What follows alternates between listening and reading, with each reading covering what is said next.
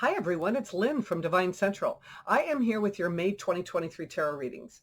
Now, if you're new to the channel and like what you see, please give it a thumbs up so others can find me. And if you like all things tarot, please consider subscribing because I'm putting up a variety of new things every week. At the end of this video, I am also going to show you a couple of new tarot practice tools that I have recently put up on my Etsy page. So stay tuned for that. All right, then, here we go. Okay, Virgo, let's lay the first card. This is going to be the driving force of the month, or this is the theme of the month. Okay? How did we get to this point? What will support you this month? What could possibly derail you this month? And what is the overriding advice for the month? Our overriding theme this month is the Knight of Pentacles. This is going to be a time or a month of moving a little bit more methodically, probably a little bit slower than you're accustomed to. It almost seems comical that MJ would, when she created this deck, would use the donkey.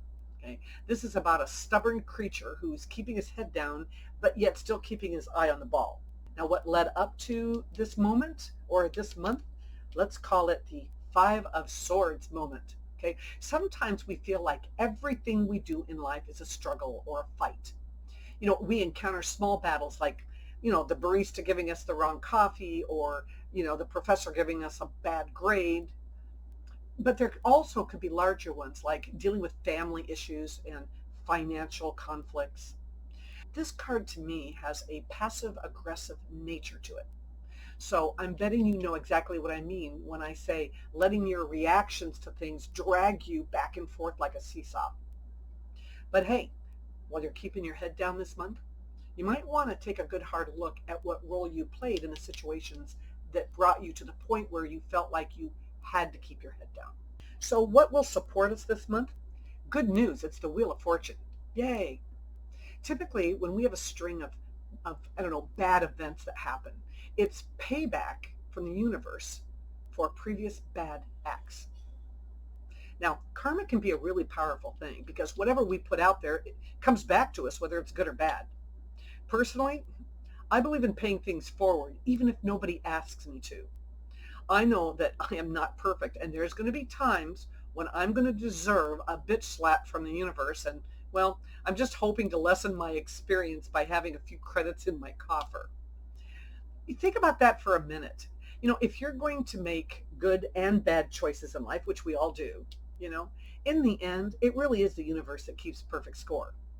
Because this card is showing up as a support for you this month, it usually means that things are about to turn around for you and for the good.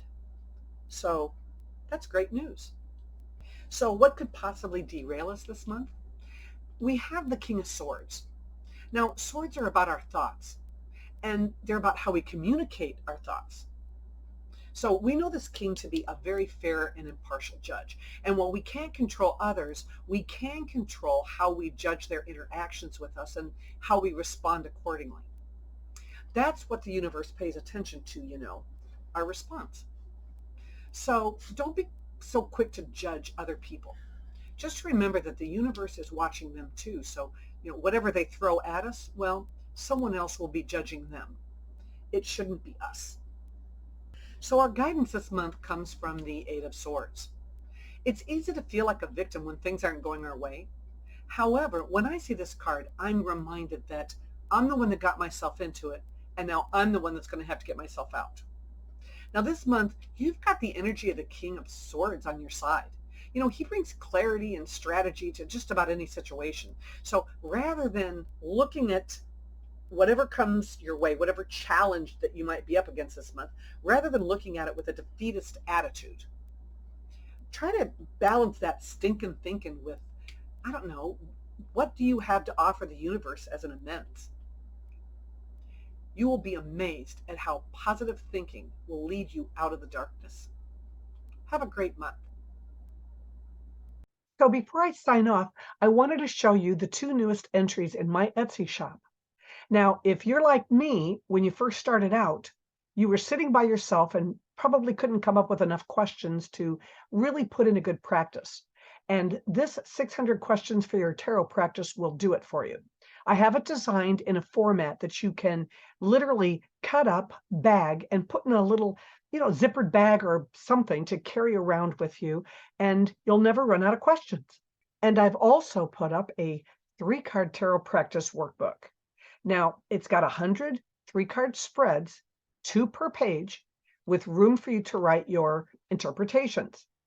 Then you can go to the back of the booklet and find my interpretations, and it just gives you something to compare against your own. Very helpful when you're just getting started. See my Etsy shop for details. You can find the shop address below.